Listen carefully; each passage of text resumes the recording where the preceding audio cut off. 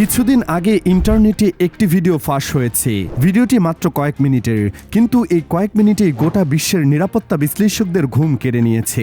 ভিডিওতে দেখা যাচ্ছে একটি বিশাল ভূগর্ভস্থ কারখানা।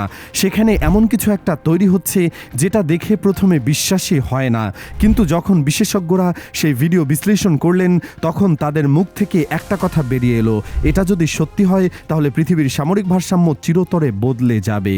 আজকের এই পুরো রিপোর্টে আমরা সেই রহস্যের গভীরে ঢুকবো, জানবো কি আছে সেই ভিডিওতে, কোন দেশ এই কাজ করছে, আর সবচেয়ে বড় প্রশ্ন হলো কেন করছে।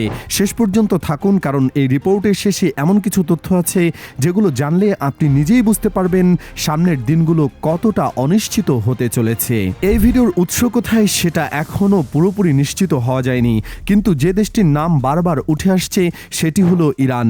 ইরান নামটা শুনলেই আমাদের মাথায় যে ছবি আসে সেটা হলো একটা দেশ যে সবসময় পর্দার আড়ালে থাকে, সরাসরি কিছু বলে না, কিন্তু নিজের কাজ চুপচাপ করে যায়। বিশ্ব রাজনীতিতে ইরান এমন একটি খেলোয়াড় যাকে কেউ পুরোপুরি বুঝতে পারে না। তারা কখনো প্রকাশ্যে হুমকি দেয়, আবার কখনো এমনভাবে চুপ করে থাকে যে মনে হয় কিছুই হচ্ছে না।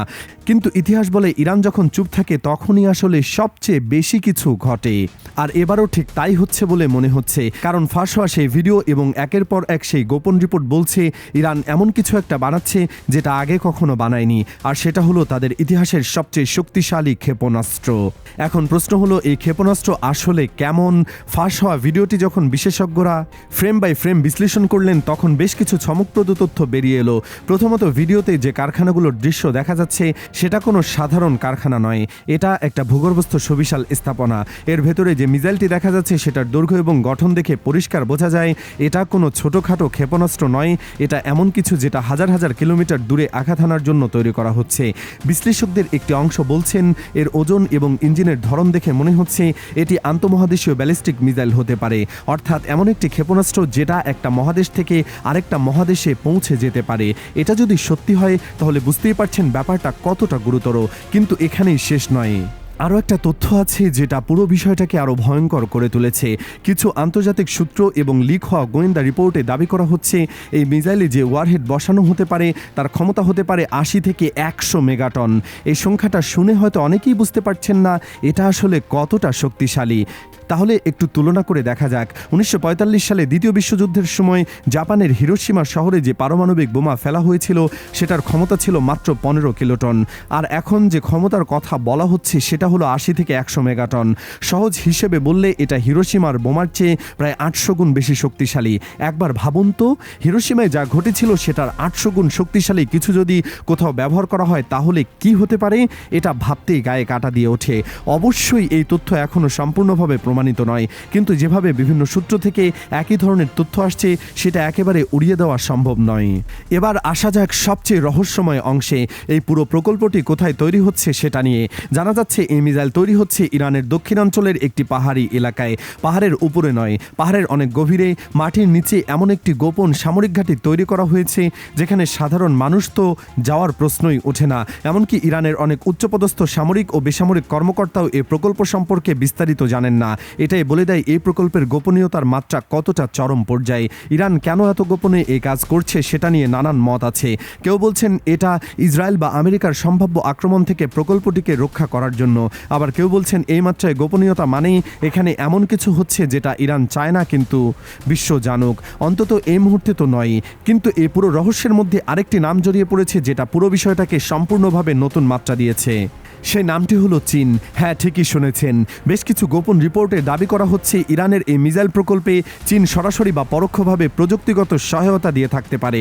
এখন চীন সরাসরি মিসাইল বানিয়ে দিয়েছে এমনটা বলা হচ্ছে না, কিন্তু যেটা বলা হচ্ছে সেটা আরও ভয়ের। ধারণা করা হচ্ছে চীন থেকে ইরান এমন কিছু বিশেষ যন্ত্রপাতি ও প্রযুক্তি পাঠানো হয়েছে যেগুলো সাধারণ কোনো সামরিক প্রযুক্তি ব্যবহার করা হয় না। এর মধ্যে আছে আধুনিক ইলেকট্রনিক কন্ট্রোল সিস্টেম যেটা ক্ষেপণাস্ত্রের গতিপথ নিয়ন্ত্রণে ব্যবহৃত হয়, আছে উন্নত সেন্সর প্রযুক্তি যেটা মিসাইলকে সঠিক লক্ষ্যবস্তুতে আঘাত করতে সহায়তা করে, এমনকি রাডার অ্যাভয়েডেন্স ডিজাইন, অর্থাৎ এমন প্রযুক্তি যেটা ব্যবহার করলে মিসাইলটি শত্রুপক্ষের রাডারে ধরা পড়বে না বা অনেক দেরিতে ধরা পড়বে। এছাড়াও বিশেষ ধরনের জ্বালানি উপাদান যেগুলো এই ধরনের দূরপাল্লার ক্ষেপণাস্ত্রের জন্য অপরিহার্য, সেগুলো চীন থেকে আসতে পারে বলে ধারণা করা হচ্ছে। এখন একটু ভেবে দেখুন, চীনের মতো একটি পরাশক্তি যদি ইরানকে এই ধরনের প্রযুক্তি সরবরাহ করে, তাহলে এটা শুধু দুই দেশের মধ্যে একটি ব্যবসায়িক লেনদেন নয়, এটা বিশ্ব রাজনীতির একটি শক্তিশালী বার্তা। এটা বলে দেয় যে বিশ্বের কিছু দেশ নীরবে একে অপরের পাশে দাঁড়াচ্ছে।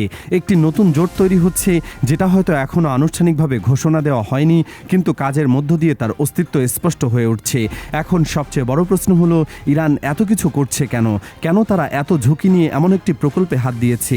এর উত্তর পেতে হলে আমাদের একটু মধ্যপ্রাচ্যের বর্তমান পরিস্থিতির দিকে তাকাতে হবে। এই মুহূর্তে মধ্যপ্রাচ্যের উত্তেজনা এমন এক জায়গায় পৌঁছেছে যেখানে যে কোনো সময় যে কোনো কিছু ঘটে যেতে পারে। ইসরায়েলের সাথে ইরানের দ্বন্দ্ব এখন আর গোপন কিছু নয়, দুই দেশের পরস্পরের প্রতি সরাসরি হুমকি দিয়ে যাচ্ছে। ইসরায়েল বারবার বলছে ইরানের পারমাণবিক স্থাপনায় তারা আক্রমণ চালাতে পারে। অন্যদিকে আমেরিকার কঠোর অর্থনৈতিক নিষেধাজ্ঞা ইরানের অর্থনীতিকে প্রায় পঙ্গু করে দিয়েছে। সৌদি আরবের সাথে ইরানের দীর্ঘদিনের রাজনৈতিক প্রতিদ্বন্দ্বিতা আরেকটি বড় ফ্যাক্টর। এইসব মিলিয়ে ইরান নিজেকে চারদিক থেকে ঘেরাও অবস্থায় দেখছে। আর যখন কোনো দেশ নিজেকে কোণঠাসা মনে করে, তখন সে দুটো কাজের মধ্যে একটা করে। সে হয় আলোচনার টেবিলে বসে, নয়তো নিজের শক্তি এতটাই বাড়ায় যাতে কেউ তাকে আক্রমণ করার সাহস না পায়। ইরান মনে হচ্ছে দ্বিতীয় পথটি বেছে নিয়েছে। ইরান অবশ্য বরাবরই বলে এসেছে তারা যুদ্ধ চায় না, তাদের সব সামরিক প্রস্তুতি শুধুমাত্র আত্মরক্ষার জন্য। কিন্তু একটু গভীরে দেখলে বোঝা যায়, গত কয়েক বছরে ইরান তাদের সামরিক সক্ষমতা যে হারে বাড়িয়ে চলেছে, সেটা শুধু আত্মরক্ষার গল্প দিয়ে ব্যাখ্যা করা কঠিন। একের পর এক নতুন ক্ষেপণাস্ত্র পরীক্ষা, ড্রোন প্রযুক্তিতে অভাবনীয় উন্নতি, নৌবাহিনীর আধুনিকায়ন, ভূগর্ভস্থ সামরিক ঘাঁটি নির্মাণ, এর সব কিছুই যদি শুধু আত্মরক্ষার জন্য হয়, তাহলে এত গোপনীয়তা কেন? কেন পাহাড়ের গভীরে তৈরি হচ্ছে এই মিসাইল? কেন নিজেদের দেশের কর্মকর্তাদের কাছ থেকেও এটা লুকানো হচ্ছে? এই প্রশ্নগুলোর উত্তর ইরান দেয়নি, হয়তো দেবেও না, কিন্তু এই নীরবতাই সবচেয়ে বেশি কথা বলছে। এদিকে আন্তর্জাতিক গোয়েন্দা সংস্থাগুলো এই পুরো বিষয়টি অত্যন্ত গভীরভাবে পর্যবেক্ষণ করছে। আমেরিকার সিআইএ, ইসরায়েলের মোসাদ, ব্রিটেনের MI6, এই সংস্থাগুলো ইরানের প্রতিটি পদক্ষেপ নজরে রাখছে। কিন্তু অবাক করা বিষয় হলো, এই দেশগুলো এখনও প্রকাশ্যে এই বিষয়ে তেমন কিছুই বলছে না। সাধারণত ইরান যখন কোনো নতুন মিসাইল পরীক্ষা করে, তখন পশ্চিমা দেশগুলো তীব্র প্রতিক্রিয়া জানায়, নিন্দা জানায়, নতুন নিষেধাজ্ঞার কথা বলে। কিন্তু এবার সেই প্রতিক্রিয়া অস্বাভাবিকভাবে কম। এটা দুটো জিনিসের ইঙ্গিত দিতে পারে, হয় তারা এখনও পর্যাপ্ত তথ্য পায়নি, অথবা তারা জানে কিছু কৌশলগত কারণে চুপ আছে। দুটোই ভয়ের কারণ। এই মিসাইল প্রকল্পের কথা আনুষ্ঠানিকভাবে স্বীকার করেনি চীনও, এ ধরনের কোনো সহযোগিতার কথা স্বীকার করেনি। ফাঁস হওয়া ভিডিওর সত্যতা নিয়েও প্রশ্ন আছে, কিন্তু যেটা অস্বীকার করার উপায় নেই সেটা হলো ইরান গত কয়েক বছরে তার সামরিক সক্ষমতা অভাবনীয় গতিতে বাড়িয়ে চলেছে। এটা কোনো গোপন তথ্য নয়, এটা প্রকাশ্য সত্য। আর এই প্রকাশ্য সত্যের সাথে যখন এই ধরনের গোপন প্রকল্পের খবর যুক্ত হয়, তখন পুরো ছবিটা আরও ভয়ঙ্কর হয়ে ওঠে। শেষ করার আগে একটি কথা বলা দরকার, পৃথিবীর ইতিহাসে বড় বড় ঘটনাগুলো কখনোই হঠাৎ করে ঘটেনি। প্রতিটি বড় ঘটনার আগে কিছু সংকেত ছিল, কিন্তু বেশিরভাগ সময় মানুষ সেই সংকেতগুলো বুঝতে পারেনি বা বুঝেও গুরুত্ব দেয়নি। ইরানের এই গোপন প্রকল্প হয়তো সেরকমই একটি সংকেত। হয়তো কিছুদিন পর নতুন কোনো ভিডিও ফাঁস হবে, হয়তো কোনো গোয়েন্দা সংস্থা নতুন তথ্য প্রকাশ করবে, অথবা হয়তো একদিন হঠাৎ করে ইরান নিজেই ঘোষণা করবে তারা কি বানিয়েছে। সেদিন হয়তো পুরো পৃথিবী থমকে দাঁড়াবে, কারণ ইরান ঠিক এভাবেই কাজ করে, চুপচাপ, নিঃশব্দে এবং ভয়ঙ্কর পরিকল্পিতভাবে। আর যখন তারা পর্দা সরায়, তখন আর কিছুই করার থাকে না। প্রশ্ন হলো, আমরা কি সেই মুহূর্তের জন্য প্রস্তুত, নাকি আবারও আমরা সংকেত দেখেও চুপ করে বসে থাকবো?